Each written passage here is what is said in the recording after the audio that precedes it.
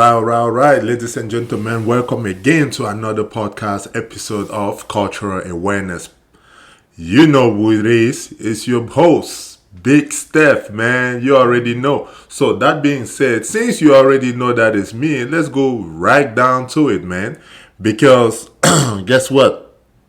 We always talk about culture, but now I decided before I can talk anything about the story of the day, I'm going to go ahead at the beginning of every single podcast episode, give you some message about like either changing your life, about being successful, and maybe motivate you to where no, I cannot motivate you. You can be the one to motivate yourself. So I will say give you some type of message or wisdom that will allow you to be motivated and maybe change the path you are on. If you are on an unsuccessful path, then you can go ahead and change it.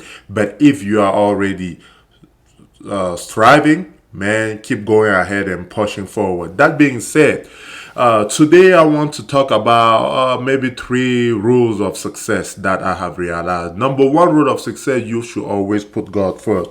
By putting God first, man, everything and anything is possible in your life. You should put God first. There's a Washington said that you should be able to get up on your knees every day. That means praying God, right? All praise goes to God. I don't know what is that entity for you or who is that entity for you. I call him God. I don't know who you call him, but I will go ahead and encourage you, my brother or my sister, to go ahead and believe in God, man. Ask God for anything you want. Ask God to open the door for you, and those doors will be open. That being said, that was my first rule of success. Number 2 is you need to change your mentality. Stop saying you cannot.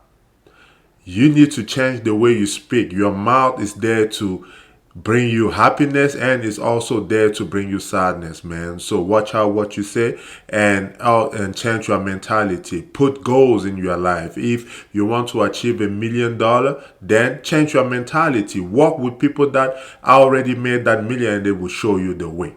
That is just how life is, man. There's no way around it. You need to change your mentality if you want to be successful. You need to look back at your life. Has everything that you have been doing so far, has it brought you happiness or joy or wealth? If not, then that means that your mentality is the problem. You need to change the way you think. Start thinking like other people that are successful out there, and you will also become successful. Number 3 is you need to watch out for your surrounding. You need to watch out who you hang out with. A wise man once said that if you put 1 millionaire with 9 poor people, guess what? Now you have 10 poor people. But if you put 1 poor person with 9 millionaire, now you have 10 millionaire. Why? Because you are the product of your environment. If you hang out with the naysayer, people that are always saying you cannot do this, you cannot do that, don't let the evaluation of your life stop you from becoming who you are supposed to be. Do not let their opinion of you define who you are. You need to change who you are by hanging out with the right people. And the right people are people that are more successful than you. In Africa, they say that a blind man cannot lead another blind man. Why? Because they will both fall in the fair. Is it fair? Yeah, they will both go in the same hole. That tells you what? That tells you that if you want to be successful, find people that are successful and hang out around them. Change your environment. You will realize that if people, your friends also want to be successful, they will follow your lead. Sometimes it's okay to follow you. You don't have to be the leader at everything you do. Sometimes it's okay to follow another leader that seems to have everything going right for him. That way, you also become, by trade, you will also become successful just like him because you are hanging out like him, you're talking their language, and that's how you become successful. So, put those 3 rules in your life starting today, man. Ask everything to God and you shall receive. Change your state of mind, the way you think. Start thinking like other people that are successful. Number 3 is watch out for your surrounding, man. Surround yourself with great people. Surround yourself with people that you aspire to be like, because they will lead you to the water. They will lead you to the soul. That is just how it works, man. And a fourth one, I will say, you are also what you attract. So Don't ever forget that, man. Always speak positivity in your life and you will attract positivity. If you speak negativity, so bad for you, man. That is all you will attract. So, you need to act and you need to pray God. That being said, let's come right around the circle in our podcast of today. So today I have a story for you. Either this man is the dumbest man I ever seen, or I don't know. But this is what is going to happen. Check this story out. So this man is writing to us because he literally effed up. Literally effed up. You cannot as a man F up the way he did. And let me just go ahead and tell you the story, man. So this man wrote us today because one day his wife presented to him her friend, and her friend, I mean, not her friend, her co-worker. And when he said the co-worker was very beautiful. So then at some point he took his wife's phone, found out the co-worker names, and called her with his phone and started hanging out with her, and one thing led to another. They started sleeping together. But guess what? At some point, like 2 weeks ago, his wife was was traveling for a funeral. And then she said, "Oh, I'm traveling for a funeral." So he brought his wife co-worker to their house, and he slept on his bed. Like, oh my God, on the bed he slept with his wife. So he slept there with her co-worker. And guess what? Unfortunately, I guess the travel or the flight arrangement didn't go through. So his wife came home, and guess what was her surprise? She caught them literally in the middle of the action having sex on her bed, the bed that she built with her husband, the house that they built together. So the man is saying this. Usually his wife is an impulsive woman. She's very quick to act. She's very agile, I guess, and she's very quick to act. But this specific day, she called her husband with her co-worker, and she just shut the door, went in the living room, and slept, let them, and the man, I guess he got scared. He finished, he went, and he sent the co-worker on her way, and he wanted to explain to his wife, and his wife said, "I don't want to listen to it. I'm very tired. My day didn't go well, so I just want to sleep." She went and slept. The next day he wants to say something. She said, "No, you don't have to explain yourself. I'm going to work." She went to work. The other day again, she said, "No, you don't have to explain anything. I'm going to work." She went to work. So the man called her co-worker that he slept with and asked, "How is she at work?" She said, "She's fine. She's just not talking to me, but other than that, she's doing her job well and she's fine. She hasn't said any word to me or anything like that." And the man is writing the man is writing us today because he cannot handle it anymore. He even said that he was going to ask for divorce. And his wife said, "Yeah, just bring the divorce paper and I will sign it." And the thing is, he doesn't want to divorce his wife. So he was trying to see if she was going to be, she's like, "Yeah, if you want to sign for a divorce, just bring the paper and I will sign it." So his conscience is killing him. He doesn't know what to do. He's writing us to ask for advice. What should he do? Well. First of all, they say you cannot have a TV with many channels and just watch one channel. So from time to time, I'm talking as far as a man perspective, right? From time to time, you must skip a channel or two and watch a different channel. Meaning, we understand that as a man, he will always step out. Like, that is a given. Most men will step out. Like, am I saying that you should step out? No, but I'm saying most men, like, from what we have seen in life, most men are most likely going to step out at one point or another. So that is something like, I guess they need a Most men need how you would call it, a training field, right? You have to practice before you can go and actually play the game. So I guess that's what they say. I know it's funny, but hey, I'm just saying what guys say out here. So you cannot stop a man from going out, but there are rules to this game. Speaking of rules, you guys should check out my book coming out soon called Rules of Stepping Out. Hell yeah, your boy is an author, man. I know it's a novel, but hey, it's based on, fiction or whatever, but it still has a message to teach you. It's called Rules of Stepping Out by Stefan Nembert. So please feel free to start looking for it. It's coming out soon, man. I believe it's coming out the first week or second week of July. It's already ready, man. Rules of Stepping Out. Coming back to the subject.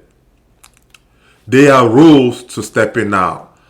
You can never step out with a woman that your wife knows. That's number one. You can never step out and sleep on the bed that you built with your wife. That is not okay.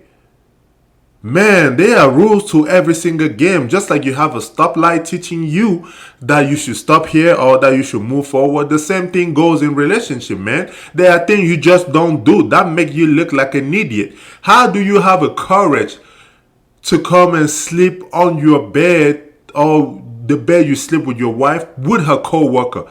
And you gotta also say this co-worker is pure evil. Either she did it by vengeance because maybe she has some issue with this woman at work or some unfinished business, and she thought, oh, I'm going to sleep with your husband in your bed so it will hurt you more.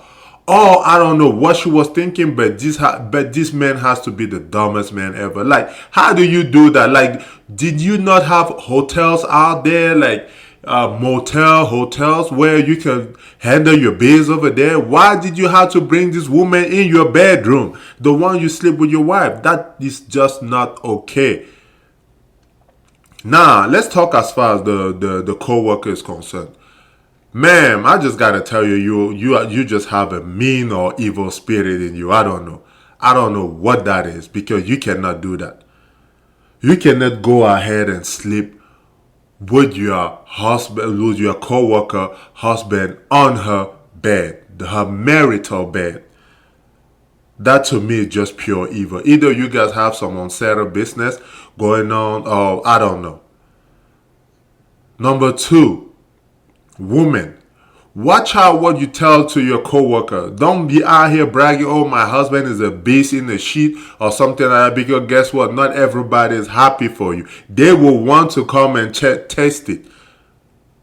The proof is, if you guys didn't have any issue and this woman has the courage to sleep with your husband, and you said that you only presented this co-worker to your husband only one time, and he has the courage to do that, oh man, that tells us like your coworker couldn't just wait. She was hoping this would happen. Maybe knowing some evil woman are there, maybe she's the one that suggested that they should sleep on your bed. That to me is just not okay. She got to see your house and everything, man. But that being said, we all agree that the man is wrong, the co-worker is wrong. But please, ladies, do not brag about your man to your friends, because they will want him. They will not want to get a man like him. They will want your man. Be careful who you surround yourself with. Don't just present any woman to your man, because you are opening a door for something you might not be able to control later on. Be careful who you bring home. Make sure you know everything about their moral state. Or at least, you might not know everything, but make sure you know at least close to 80% about their morals. Because there are some people out here just with no morals, man. They will just do things or try to take what you have. So be careful with that. Now, all that being said, I think, personally, you should never sleep with a woman that your wife knows. It's too close to home, man, and women talk a lot. Can you imagine you sleep with a woman that your wife knows and she's out here talking about my husband is faithful, and they look at her with those eyes and they're like, oh really, he's faithful, huh? What was he doing last night in my bed? Like, you, come on guys, you gotta be smarter than that. What, like, man, I don't understand what was going through this man's head, but man, you do not do that. That, to me, there's no advice here that we can give you. Maybe you should just go ahead and file for divorce. And another thing, women and gentlemen, or ladies and gentlemen, silence is a killer. Silence will always be a killer. There's nothing that I guess that make people go crazy more than silence, because people don't know what you are thinking. If this woman called her husband and started fighting right there and then, trust me, fighting is a beginning of a solution.